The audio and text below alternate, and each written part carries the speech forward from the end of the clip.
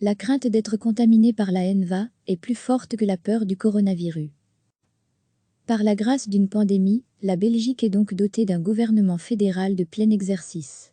Le premier parti du pays, la HNVA, ne fait pas partie de la solution parce que Écolo et le PS, quoique son président ait tenté le contraire, ne le voulaient pas, ce que tous les autres partis ont finalement accepté.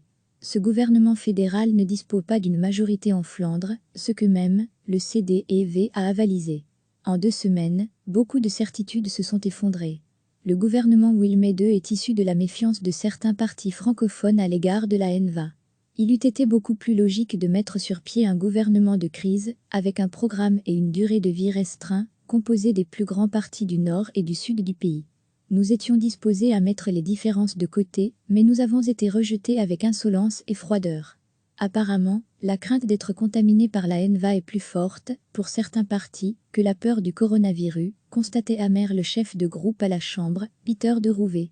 Constitutionnellement, un gouvernement en affaires courantes pouvait effectivement gérer la pandémie qui frappe le pays, doté qui plus est des pouvoirs spéciaux. Politiquement, cela paraissait plus délicat, et ce gouvernement de salut public permet surtout de postposer la crise politique et institutionnelle dans laquelle se débattait le pays. Patrick de Wael et les partis francophones ont emporté la mise. La constitution d'un gouvernement Wilmé III, avec les écologistes et socialistes, demeure bien plus aléatoire. Wilmé II et ses soutiens extérieurs sont attendus au tournant. La nouvelle majorité n'est toujours pas arrivée à se mettre d'accord sur le contenu de la loi organisant les pouvoirs spéciaux à accorder au gouvernement fédéral. Dans les entités fédérées, c'est déjà voté. Pas au fédéral. Pourtant, tout le monde, y compris HNVA ou PTB, soutient le recours aux pouvoirs spéciaux.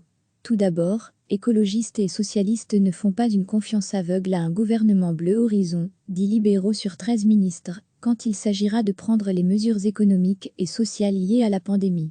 La loi de pouvoirs spéciaux devra donc spécifier qu'il ne sera pas question de toucher à la protection sociale ou au pouvoir d'achat.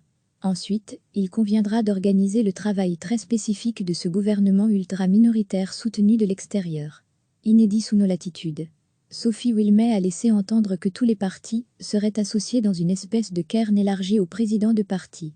Tous, ceux qui ont voté la confiance? Après avoir décliné, la HNVA entend en être, Écolo ne souhaite pas cette présence.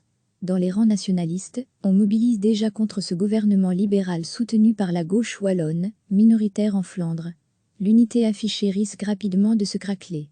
@Folkowiak recevez, chaque matin l'essentiel de l'actualité. Par la grâce d'une pandémie, la Belgique est donc dotée d'un gouvernement fédéral de plein exercice. Le premier parti du pays, la HNVA, ne fait pas partie de la solution parce que Écolo et le PS, quoique son président ait tenté le contraire, ne le voulaient pas, ce que tous les autres partis ont finalement accepté. Ce gouvernement fédéral ne dispose pas d'une majorité en Flandre, ce que même le CDEV a avalisé. En 2 semaines, beaucoup de certitudes se sont effondrées. Le gouvernement Wilmé II est issu de la méfiance de certains partis francophones à l'égard de la HNVA. Il eût été beaucoup plus logique de mettre sur pied un gouvernement de crise, avec un programme et une durée de vie restreint, composé des plus grands partis du nord et du sud du pays.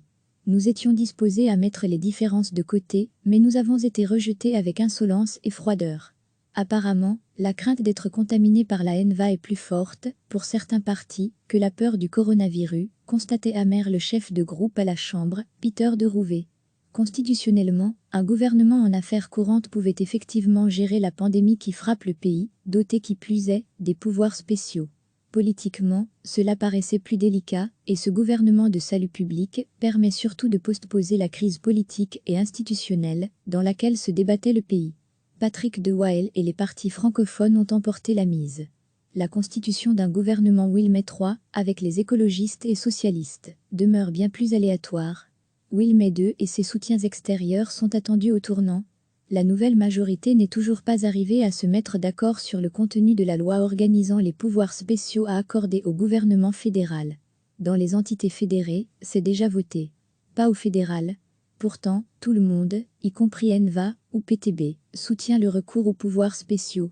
Tout d'abord, écologistes et socialistes ne font pas une confiance aveugle à un gouvernement bleu horizon, dit libéraux sur 13 ministres, quand il s'agira de prendre les mesures économiques et sociales liées à la pandémie. La loi de pouvoirs spéciaux devra donc spécifier qu'il ne sera pas question de toucher à la protection sociale ou au pouvoir d'achat. Ensuite, il conviendra d'organiser le travail très spécifique de ce gouvernement ultra-minoritaire soutenu de l'extérieur. Inédit sous nos latitudes. Sophie Wilmay a laissé entendre que tous les partis seraient associés dans une espèce de cairn élargi au président de parti. Tous, ceux qui ont voté la confiance? Après avoir décliné, la NVA entend en être. Écolo ne souhaite pas cette présence. Dans les rangs nationalistes, on mobilise déjà contre ce gouvernement libéral soutenu par la gauche wallonne, minoritaire en Flandre. L'unité affichée risque rapidement de se craqueler. @Folkowiak. Cliquez sur s'abonner pour recevoir les dernières nouvelles.